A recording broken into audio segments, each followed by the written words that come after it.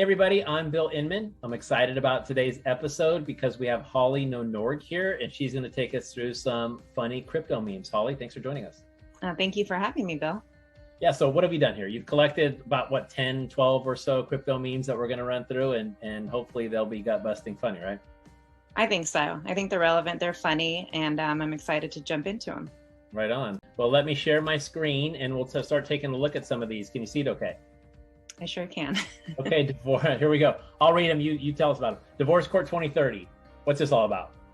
Well, at some point in the early 90s, this picture has been floating around, and it's obviously of a divorced couple, and they were dividing their Beanie Babies in court, and obviously back in the 90s. So fast forward to 2030, this is something of what a divorce might look like, and these are NFTs you see here on the floor. So the divorced couple is sorting through their NFTs, and I think it's a pretty accurate depiction of what could happen. It's pretty funny. Well, I wouldn't wish that upon anybody. You'll also see in that pile probably in the future like old hard drives where they might have done some Bitcoin mining already. Possibly. Right? So there could be, you never know, it could be like won a lottery. All right, that's good. Buying crypto for the first time, like Neo at the end of the Matrix, stopping bullets on thought, and then going through your first dip, just dodging it barely, right? Is that what this is about?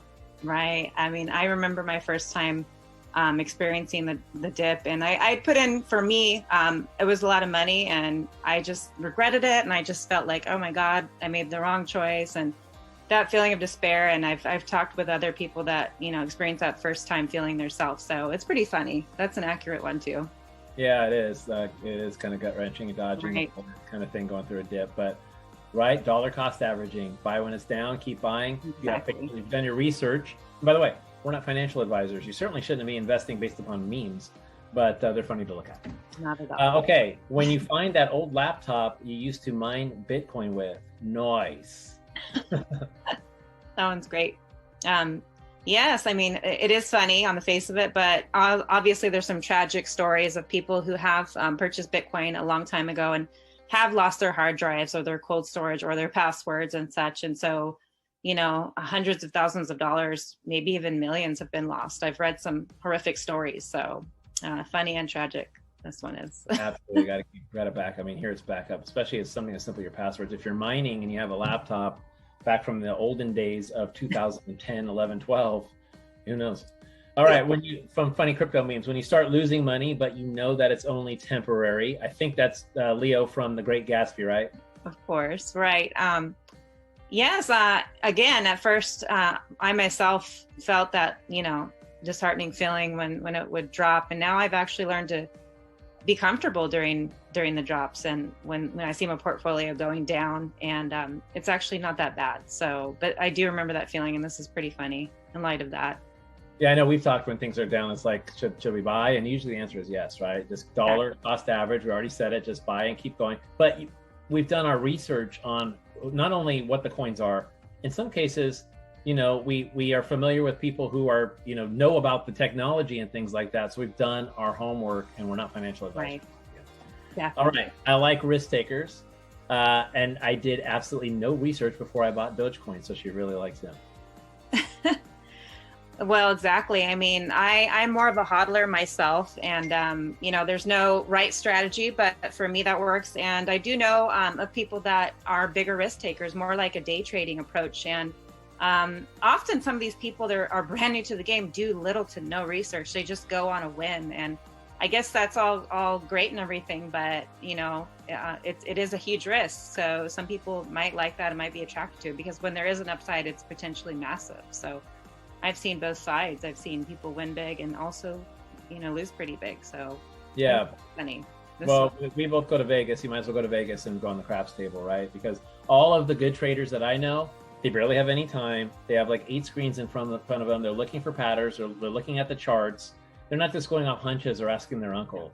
They're really doing their research. That's all they do. They don't really they actually can't, if you're going to do it proficiently, you can't really have a day job, or you can't really be tied down so much. So there are people that know what they're doing, but it's definitely a risk. So she likes risk takers, and he just bought and did no research before Dogecoin. Who's paying for that meal? Right, no answer. Yeah, I don't know. When everyone else on the spaceship is old money in hibernation, but you got there by buying a JPEG or AKA NFT, right?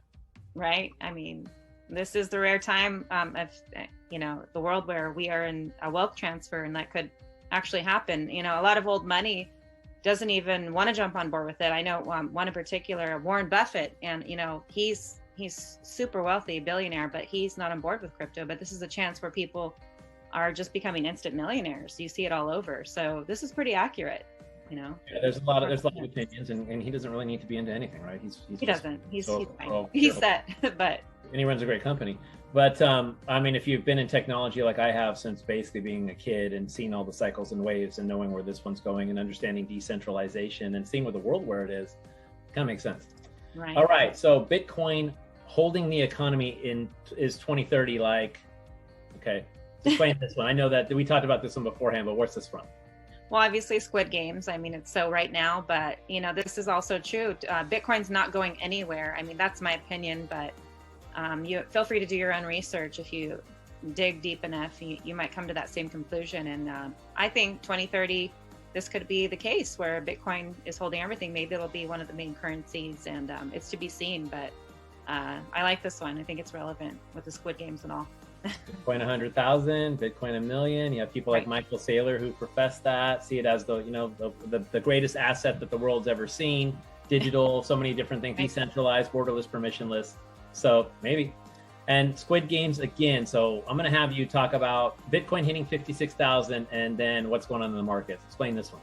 Well, as of late, Bitcoin is again kind of skyrocketing, going up significantly, and in this picture, all of the other cryptos are kind of like dying or going sideways or just not doing as much. It's obviously not like permanent, but it just shows what can happen, when Bitcoin dominates everything, and that's what I think will continue to happen overall. There's going to be a few that may become second, third, and fourth, but this one's not going anywhere. That's for sure.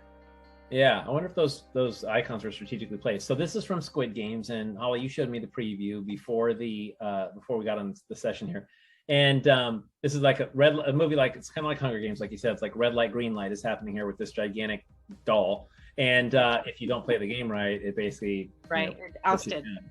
And that's what they're saying here with this Bitcoin. So again, Squid Games, as like you said, it's kind of the it thing right now. So we'll have to check in. I have to check into that. Here's another it thing.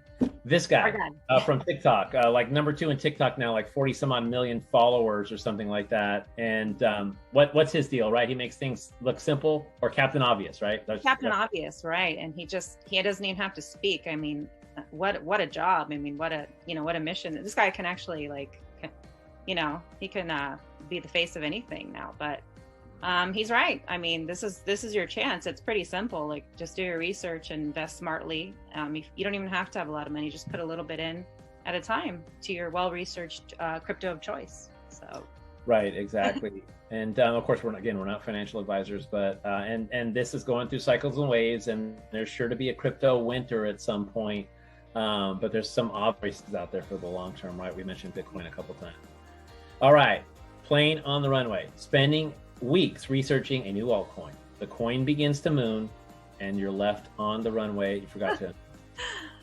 Right. Classic shoulda, coulda, woulda. Like, we both know the pain of this, and I'm sure many others do. You feel good about something, you research it, you just tell yourself later, or you just make an excuse as to why not right now, and then the ship has sailed, and it hurts. So I've learned this a few times, and I just thought this one was pretty accurate. It's hard to keep up with it all. There's so many things to invest in.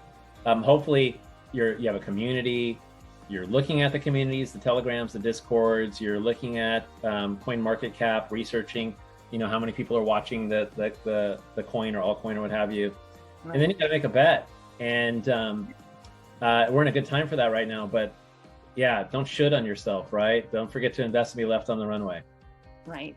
So true. Another one like that. Why don't you explain this one? Oh my goodness. It's kind of the same thing, but I just thought it was hilarious. His little teeth. They're so white and straight, first of all. Yeah. But press whitening. Exactly. Like when you hesitate, you don't listen to your gut, and I mean, obviously well researched. We keep prefacing it with that, but well researched coins. But this has happened to me many times, again, where I feel bad for not pulling the trigger on things. So Yeah, and day trading, you could do this almost every day if you pick the right thing. Like you'd be wealthy in a matter of like a month. But the odds of that are so low. Like it's like winning a parlay bet for like the NFL Sunday or something like that. It's not that simple. But it is super frustrating when something goes up 1x, 2x the next day, It really is. All right. Fiaters in less than 5 years trying to buy into Bitcoin after it's hit 1 million. Like, let me in, right? Let me in. It probably Bitcoin to 100,000, Bitcoin to 250, Bitcoin to 1 million. We've heard these predictions. It's possible.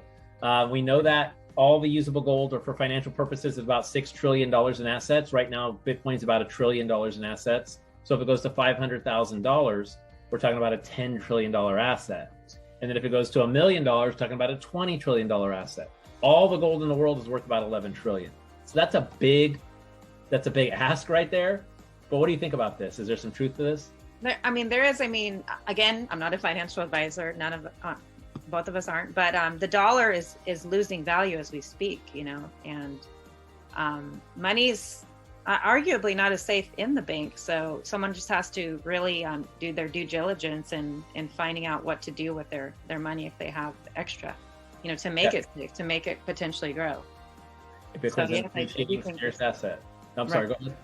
No, yes, I do think that this could be the case for some people, like going forward, if they didn't really, that's just my personal opinion, I love these memes. They tell a story. A lot of them are FOMO and some of them are Squid Games. So we'll probably keep seeing that. Right. Thanks for sharing them. They're hilarious. Oh, thank you for having me. Glad to share. Yeah, we'll keep doing this. So everybody, Holly Nonorg is with us. She's going to be doing the crypto meme segments with us, bringing us funny memes that she's finding throughout the internet each week. And I'm Bill Inman. Thanks so much for watching. Holly, we'll see you again. Thank you. Thank you, Bill. Thank you, everybody. Thank you. Bye-bye.